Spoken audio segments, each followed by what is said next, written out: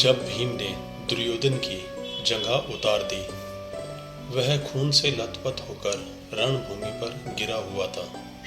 बस कुछ ही समय में दम तोड़ने वाला था, लेकिन भूमि पर पड़े हुए उसने श्री कृष्ण की ओर देखते हुए अपने हाथ की 3 उंगलियों को बार बार उठाकर कुछ बताने का प्रयास किया।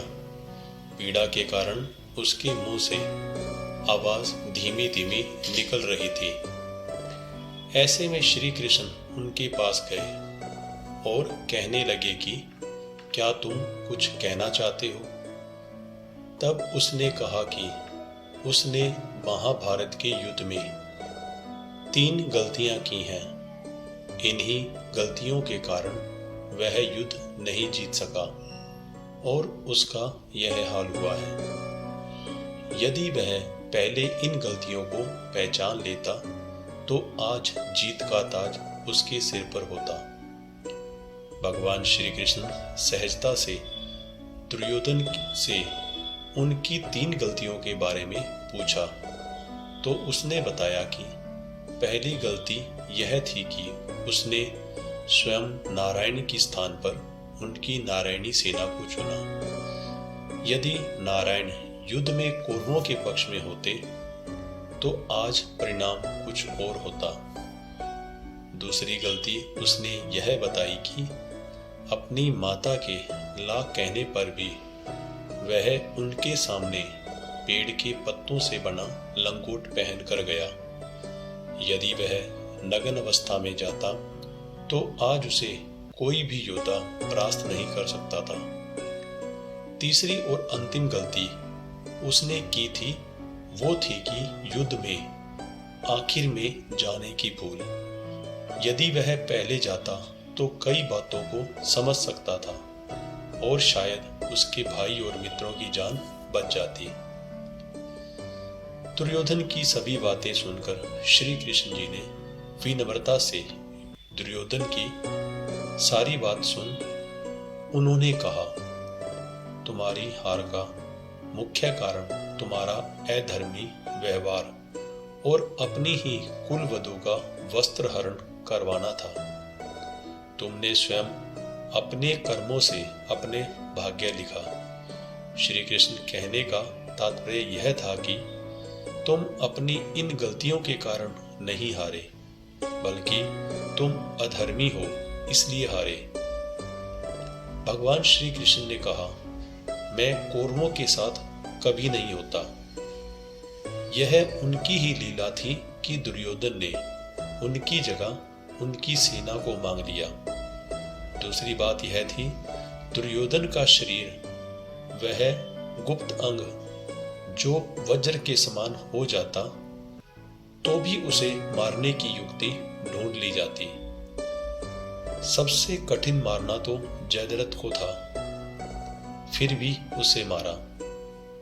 तीसरा यह कि दुर्योधन युद्ध में पहले होता या आखिरी में, इससे कोई फर्क नहीं पड़ता। अंत में हार तो कौरवों की होनी थी। कृष्ण जी ने बताया, कर्ण सहित कौरवों के पक्ष के लोग अधर्मी ही थे। कर्ण ने भरी सभा में द्रौपदी का अपमान किया था और उसने भी कोई कम पाप नहीं किया था।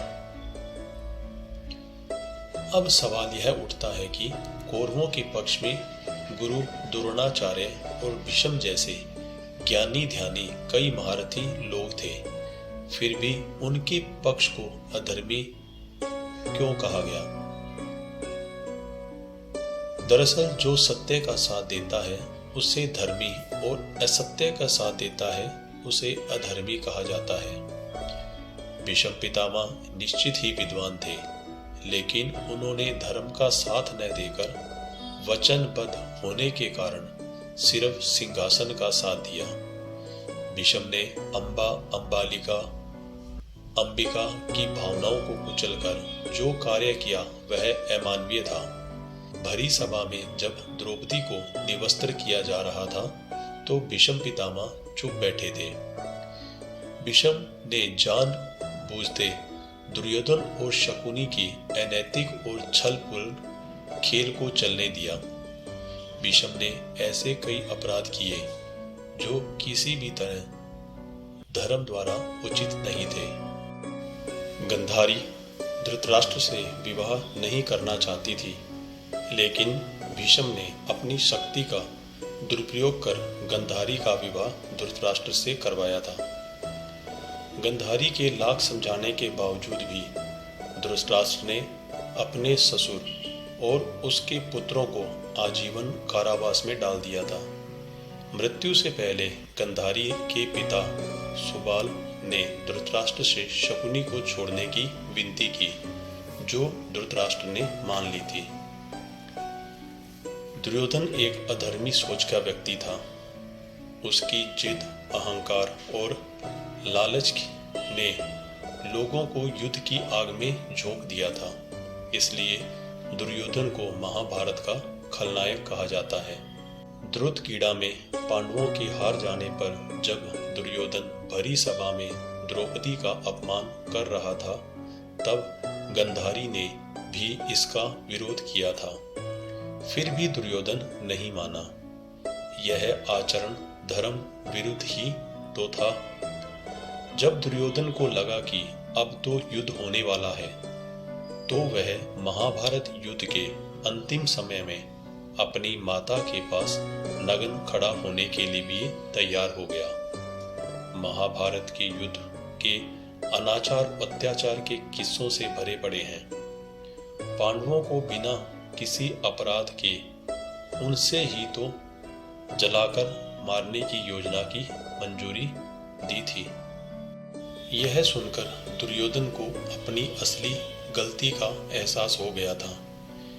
इसीलिए भगवान श्री कृष्ण ने इतने छल करते हुए अधर्मियों का नाश किया था। नहीं तो इतने अधर्मी को मारना इतना आसान नहीं था। इसी के साथ मैं इसे समाप्त करता हूँ। आशा करता हूँ आपको यह जरूर पसंद आया होगा। वीडियो को अंत तक देखने के लिए धन्यवाद। इसे सब्सक्राइब, लाइक और शेयर जरूर करें।